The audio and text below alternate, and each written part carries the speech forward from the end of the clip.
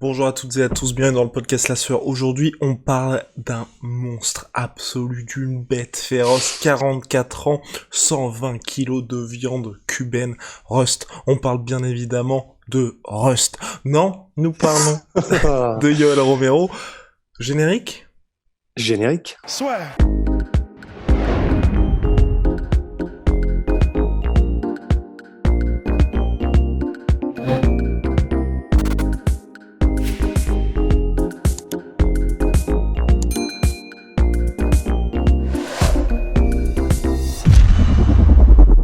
On parle donc aujourd'hui de Yoel Romero, 44 ans Yoel Romero qui va enfin faire ses débuts au Bellator en light heavyweight, débuts qui ont été repoussés après une blessure de Yoel Romero. Là ça y est, il est enfin approuvé on va dire médicalement, et donc ça y est, il revient ce week-end en light heavyweight face à Phil Davis, ancien de l'UFC, ancien champion du Bellator, pour des débuts extrêmement attendus. Et puis surtout, on va se poser la question, est-ce que Yoel Romero finalement n'est pas sur le déclin ?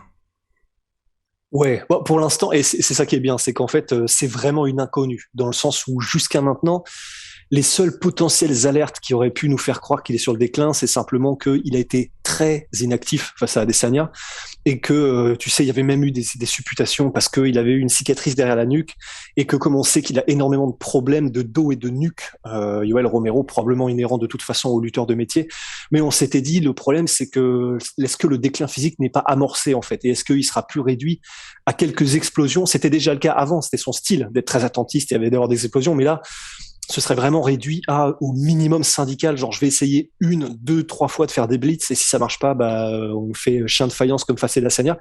Donc, on n'en sait rien. Tout ce qu'on sait, c'est que ce sera la première fois qu'il revient en light heavyweight depuis qu'il avait eu ce combat perdu face à Cavalcante, mais c'était en 2011, enfin c'était il y a 10 ans. Et Yoel Romero était à de... 4-0 en MMA à l'époque, seulement. Voilà, et 4-0, et même de son propre aveu, de toute façon, il débutait seulement à l'entraînement en MMA en lui-même, en fait. Donc c'était un oisillon, quoi, on peut dire. Mais en gros, là, c'est vraiment une transition qu'il fait vers la catégorie light heavyweight, mais qui est amorcée réellement pour qu'il y reste. Donc là, il y a plus d'histoire de je cut plus de poids pour être en light heavyweight, mais je sais que je reviendrai en middleweight après. Là, c'est vraiment, je pense que là, il est vraiment en mode physiquement, je m'adapte pour être en light heavyweight. Donc ce sera un tout autre monstre qu'on aura par rapport à la dernière fois qu'il est venu en light heavyweight. C'est même incomparable en fait. Mais voilà, effectivement, la question c'est dans quel état physique sera-t-il? C'est ça le gros truc, quoi. Parce que oh me, oh my, mon cher Rust. Là, est-ce qu'on peut se dire justement que El Romero, finalement, le fait qu'il fasse pour de bon, peut-être, sa transition vers les light heavyweight, est-ce qu'il va être finalement dans sa catégorie naturelle? Bah, en soi, c'est possible. C'est assez difficile à dire parce que est-ce qu'il va pas être là, on peut se fier qu'aux photos qu'on en a et qu'aux vidéos qu'on voit qui tournent sur les réseaux sociaux, mais qui, on le sait sur les réseaux sociaux, ça peut dater de périodes différentes. Enfin, c'est un peu un miroir de fumée de toute façon. Mais on ne le saura que quand on le verra dans la cage, parce que on sait que il fait dans la vie de tous les jours, apparemment, de ce qu'on sait, de ce qui tourne aux alentours d'une centaine de kilos. Donc peut-être entre 100 et 105 maintenant, sachant qu'il sait qu'il a beaucoup moins à cutter quand il redescend que lorsqu'il ne redescendait en middleweight. Mais on ne le saura qu'en le voyant se déplacer, qu'en le voyant physiquement lorsqu'on le verra dans la cage, parce que si ça se trouve, il sera, enfin tu sais, je sais pas quel est le terme en français, mais un peu ballonnant, quoi. Enfin, qu'il soit, que tu sentes qu'il ne soit pas à l'aise dans un corps où il y a peut-être un peu trop de comment dire, c'est pas de gras, mais que son corps n'est pas adapté pour des performances athlétiques optimales à ce qu'il soit pour un contest du niveau du Bellator et contre Phil Davis, qui va quand même poser un gros challenge à son meilleur, quoi. Et ça, on ne le saura que lorsqu'il y sera, parce qu'on n'a pas vraiment d'autres moyens de le savoir. Et Phil Davis, pour premier adversaire au Bellator, est-ce que pour toi c'est un bon adversaire aussi? Moi, c'est ce que je regrette un peu. Rappelons qu'à la base, on devait avoir Yoel Romero contre Anthony Rumble Johnson. Clairement, l'un des deux allait se faire mettre KO. Ça allait être l'apocalypse. Là, Phil Davis, moi j'ai un petit peu peur que finalement, on ait un adversaire qui nullifie un peu Yoel Romero, et que en soi, pour son introduction au Bellator, et là vous l'avez remarqué, je pense que d'ailleurs beaucoup de gens vont se découvrir que Yoel Romero fait ses débuts au Bellator ce week-end grâce à notre podcast. Parce que c'est un peu passé sous les radars ces débuts de Yoel Romero au Bellator, et j'ai peur que le combat aussi soit pas à la hauteur des attentes. Bah, honnêtement, c'est fort possible, hein, parce que Phil Davis, c'est un combattant qui a un bon palmarès, mais c'est pas quelqu'un qui est connu par les fans comme étant quelqu'un d'extra spectaculaire, comme étant vraiment un fan favorite, comme le serait par exemple des Robbie Lawler, des Nick Diaz, des gars comme ça, où tu sais que quand tu as un combat de Phil Davis, bah en gros c'est l'explosion du système solaire, quoi. Donc en fait, c'est ce qui me fait très peur aussi, je vais pas mentir, c'est que, bah, comme tu l'as dit, Phil Davis trouve un moyen de ne pas se faire tuer, grosso modo, par une ogive de comment dire, de Yoel Romero, mais qu'il ait un style très très précautionneux à base de toucher, mais sans vouloir forcément appuyer, pour rester à distance, en nullifiant la lutte, mais en ne s'engageant pas dans des échanges qui pourraient le mettre en danger. Il sait le risque auquel il fait face de toute façon, et d'ailleurs il le sait tellement bien, Phil Davis, enfin il le sait bien, parce que un des combats qui avait été qui avait été extrêmement important dans la carrière donc de Anthony Johnson, c'est aussi lorsque les deux s'étaient affrontés à l'UFC, Anthony Johnson et Phil Davis, et ça avait été grosso modo un combat où tout le monde en était sorti en mode ah oui, ok, d'accord. Anthony Johnson, en fait, c'est un putain de kraken, il rigole pas du tout. Et donc, c'était aux dépens de Phil Davis. Donc, il est pas connu pour avoir des performances, Phil Davis, qui peuvent nous rassurer sur ce point-là, en fait. Donc, ça dépendra, je pense, juste de comment est-ce qu'arrive Romero. Si Romero arrive en mode Adesanya, où il se fait outpointer et ça le dérange pas, et après, en gros, il dira au micro, bah alors le mec a pas voulu se battre. On l'a déjà vu, c'est très probable, et on sera tous très déçus, et c'est l'adversaire probablement le plus probable pour ce genre de scénario. Donc c'est clair que honnêtement c'est un crève-cœur qu'il n'y ait pas eu Anthony Johnson versus Romero pour le premier combat. C'est ce qu'ils ont essayé de faire, hein, on peut pas en vouloir au Bellator, mais ouais, là c'est tendu quand même. C'est tendu pour être sûr d'avoir un combat spectaculaire. Et le fait là finalement que donc Yoel Romero depuis 2018, hein, il ne combat qu'une fois par an. Est-ce que pour toi ça peut avoir aussi une incidence? Il a plus de 40 ans aussi, Yoel Romero. Est-ce que ça peut avoir une incidence aussi sur l'état de forme de Yoel Romero, où aujourd'hui, c'est vrai qu'il se fait de plus en plus rare dans la cage?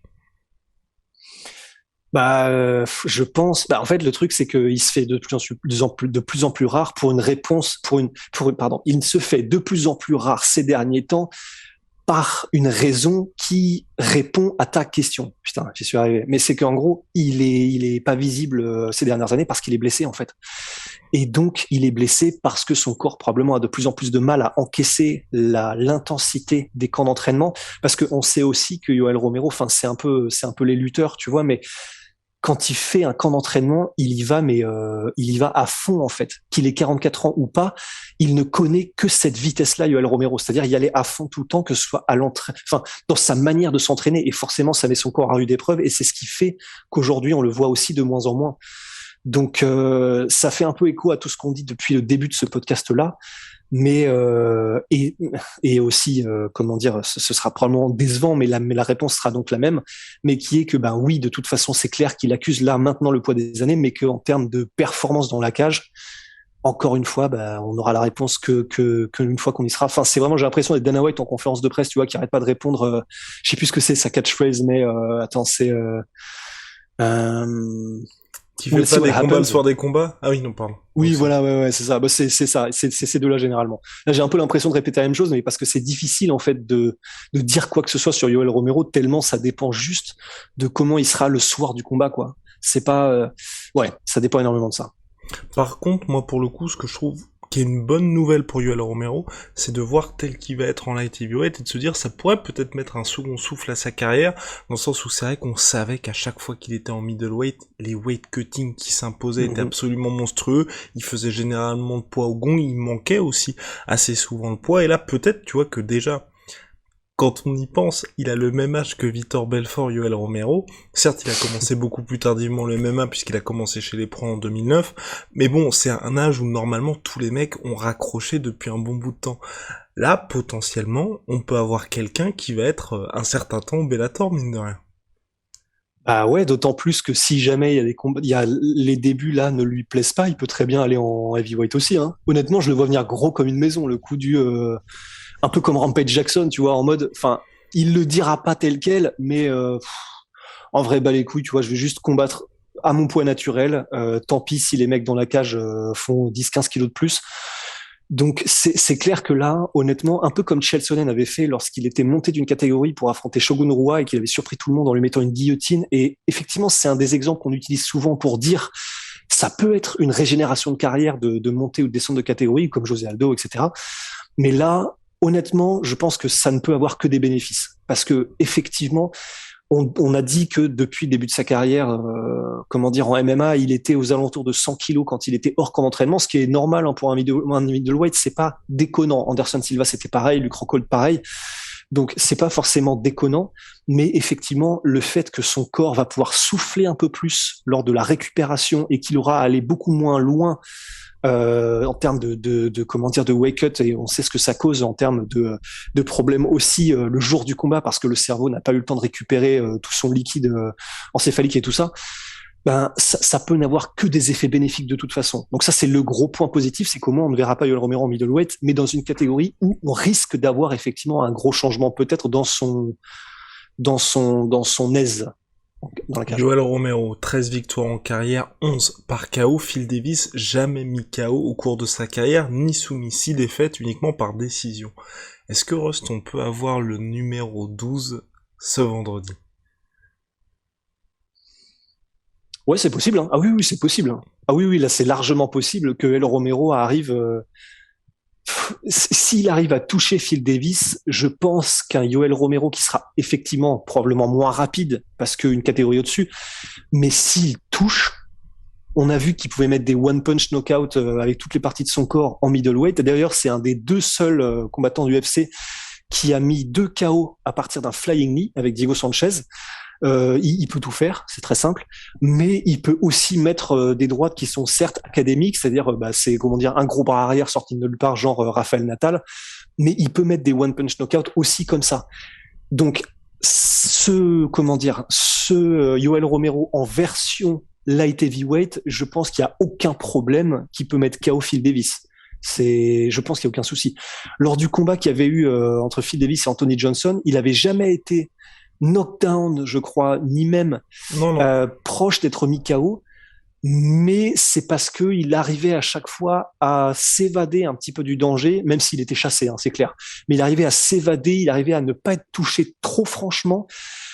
Et bah, ça dépend. S'il arrive à faire la même chose là contre Yoel Romero, ben ça peut passer. Mais si l'âge de Phil Davis joue aussi, et ou alors qu'il n'arrive pas à préparer, ou alors qu'il a un petit pépin, ou alors qu'il fait pas gaffe pendant une demi-seconde et que ça paye, il y a aucun problème sur le fait que Yoel Romero possède l'arme nucléaire, quoi.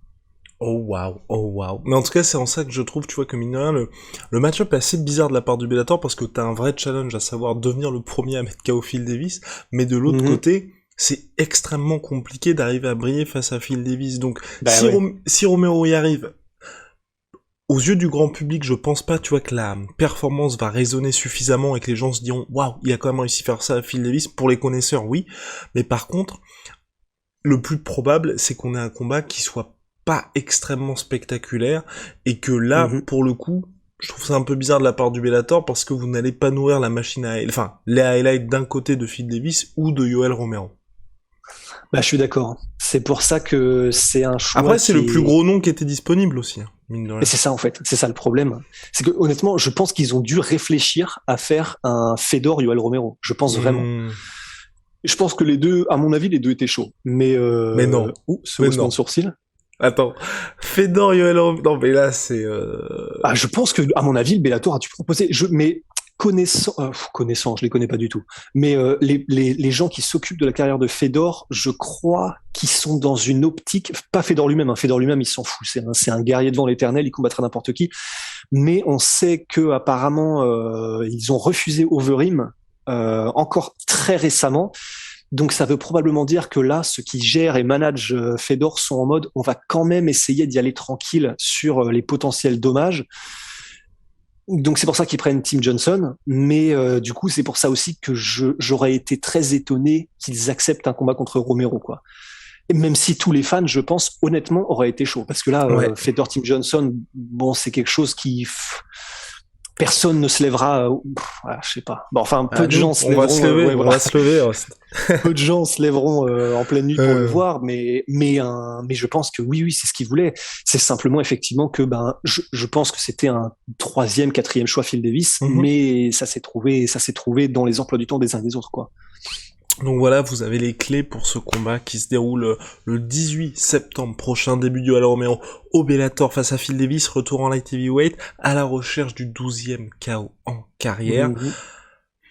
À suivre, mon cher Rust, et puis mais en tout cas moi j'espère vraiment, c'était ma plus grande crainte, notre plus grande crainte en tout cas, c'est vraiment que Yoel Romero ne prenne pas ça à la légère, et se dise pas bon bah ça y est maintenant on n'est plus à l'UFC, 3 défaites consécutives, série en cours je le rappelle pour Yoel Romero, j'espère vraiment qu'il va arriver en mode, tu vois, pour prouver aussi qu'il est toujours là malgré son âge avancé.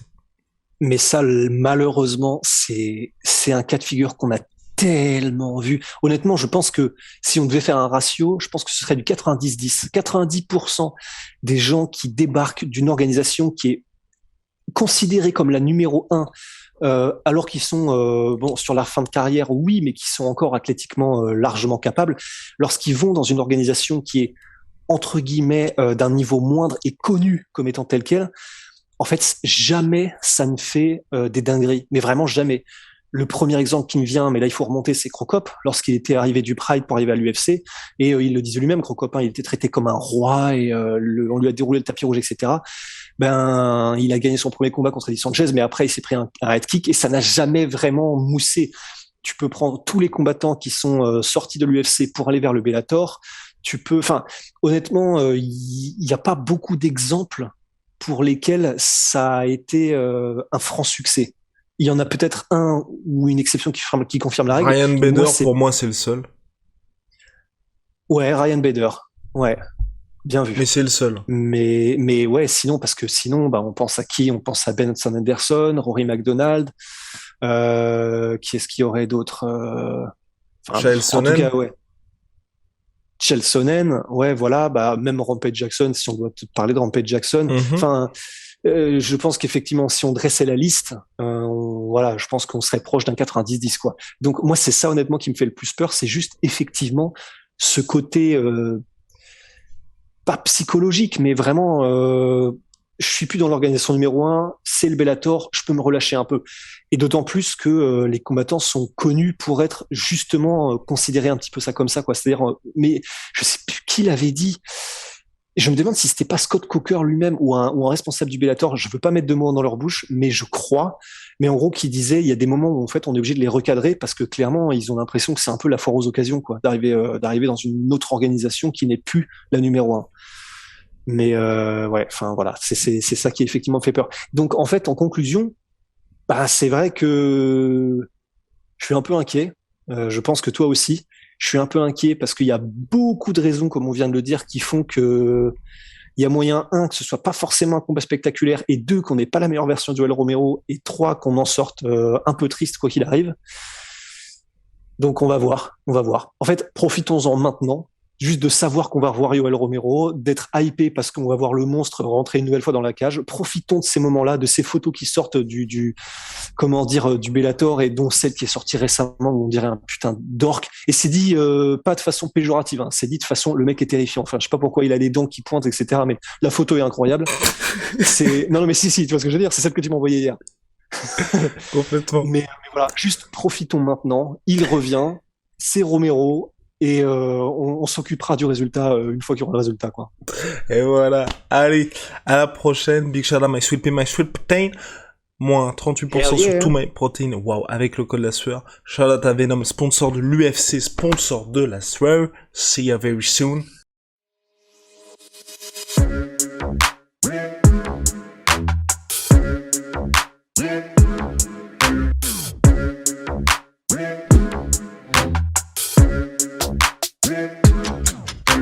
I'm fucking coming for you!